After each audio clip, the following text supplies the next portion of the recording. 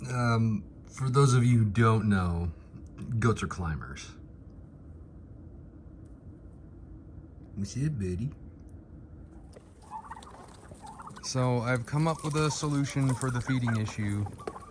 Right now I just spread stuff out because the pig knocked over the feeder again, and they were all like swarming me when I came outside. So, excuse me, goats. This is to keep the goats and the pig from knocking this thing over. I have my doubts about the knot that I was able to accomplish from this particular piece of whatever that I found in the shed, but I think it'll do better than the bungees did. According to my roommate, the chickens have been making their I laid an egg song, but I still haven't found any eggs yet. I haven't been looking hard. The turkeys, I don't know how much longer they're gonna be here.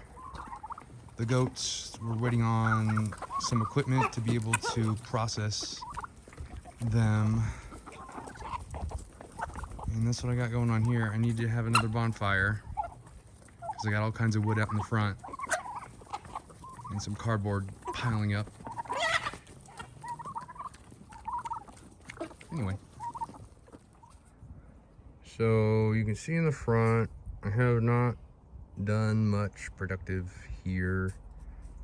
Since last time I updated you, I have a whole bunch of slash that I got from various job sites, mostly in Manitou. I started digging up the old irrigation system, but haven't gotten much further. I haven't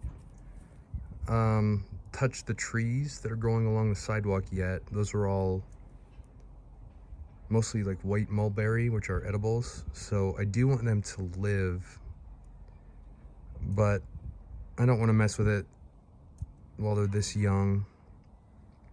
I'll probably try and move them.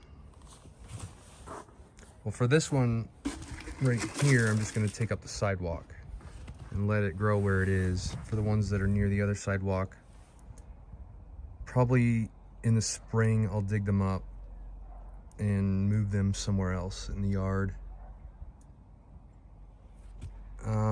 Planning on making this side more of a like a lawn type situation, and the other side is going to be more of a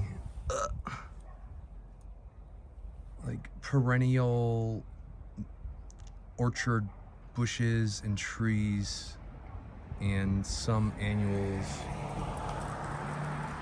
possibly tomatoes, strawberries, that sort of thing. And then have a fence and an archway so that I can keep rabbits inside if I wish to get rabbits at some point, for just more of what I would call regenerative grazing, suburban regenerative grazing. And also so the dog is more easily kept within her boundaries. Like if she sees a cat, she will forget her training. If she sees neighbors that she doesn't like their energy, she might, or if she does like their energy, she might violate her boundaries that she knows. So just having a fence there will make it easier for her to control that impulse. She would have to jump it.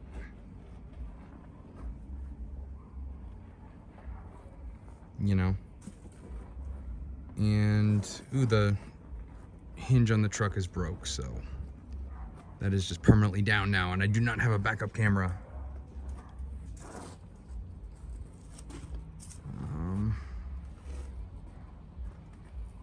Those bushes are staying. They're pretty.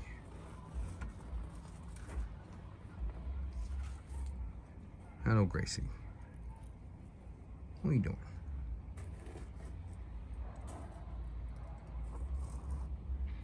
I don't let Gracie out front.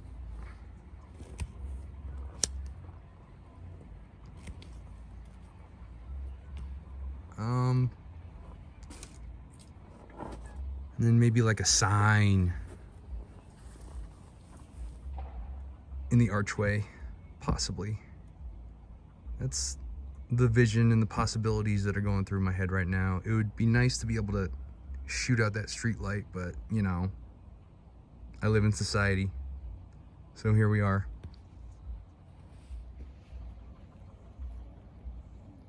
If you enjoy this content, if you have any suggestions for things that you see as a permaculturalist or as a regenerative agriculture minded individual in the suburban setting of Pueblo, Colorado, if you have any suggestions or advice, I'm open to them. I read the comments on the videos. They're few and far between, but I do read them. And willing to answer any questions that people have for me. If you find this content useful, or like if you live in Pueblo and are interested in coming to check out what I have going on here with all the energy in the backyard with the pig and the goats and all of that, and the dog, and possibly seeing where food could come from if we made different choices with what to do with ourselves and our time and our land, please consider a like and a subscribe. I'd like to be able to live stream on YouTube here at some point, so thank you. Stay weird and be kind.